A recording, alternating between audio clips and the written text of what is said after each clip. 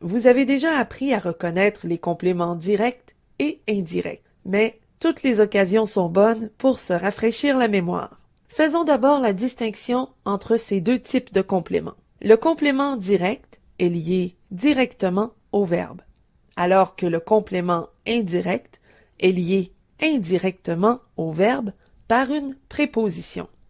Et les prépositions, souvenez-vous, à, de, sans, pour, par, avant, avec, après, etc. Il y en a plusieurs et il faut les apprendre. Pour identifier le complément direct dans une phrase, on doit poser une question après le verbe, soit la question qui ou la question quoi. La réponse à cette question nous indique quel est le complément direct. Par exemple, j'ai un chat. Ma question, j'ai quoi? La réponse, un chat. Un chat est donc le complément direct du verbe et, qui est le verbe avoir au présent de l'indicatif. Un autre exemple. Mon frère connaît le Premier ministre. La question, mon frère connaît qui? La réponse, le Premier ministre. Premier ministre est donc le complément direct du verbe connaît. Le complément direct peut être un nom, un pronom, un infinitif ou une proposition. Voici un exemple où le complément direct est un verbe à l'infinitif. Je veux partir en voyage. La question. Je veux quoi? La réponse. Partir, qui est un verbe à l'infinitif. Mais attention, si vous posez une autre question que qui ou quoi, vous ne trouverez pas le complément direct. Il est important de préciser aussi qu'en français, ce ne sont pas tous les verbes qui peuvent avoir un complément direct. Parlons du complément indirect maintenant.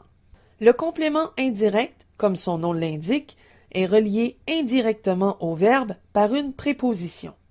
Pour l'identifier, il faut poser une question qui contient une préposition.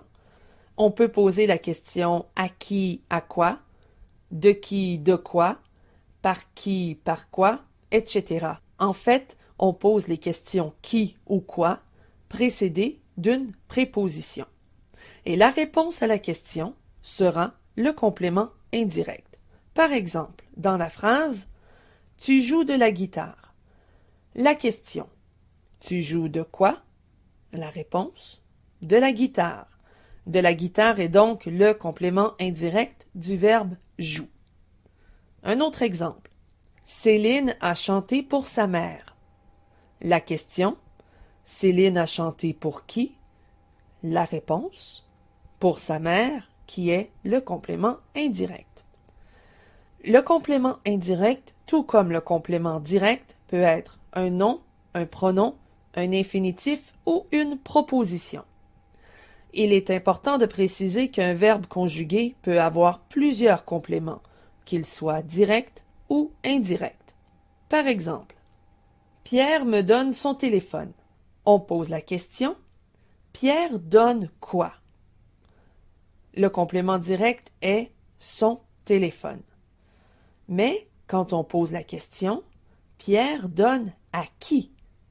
Alors la réponse est le pronom me, qui est le complément indirect. Récapitulons. Pour trouver le complément direct, on pose la question qui ou quoi. Pour trouver le complément indirect, on pose la question qui ou quoi précédée d'une préposition.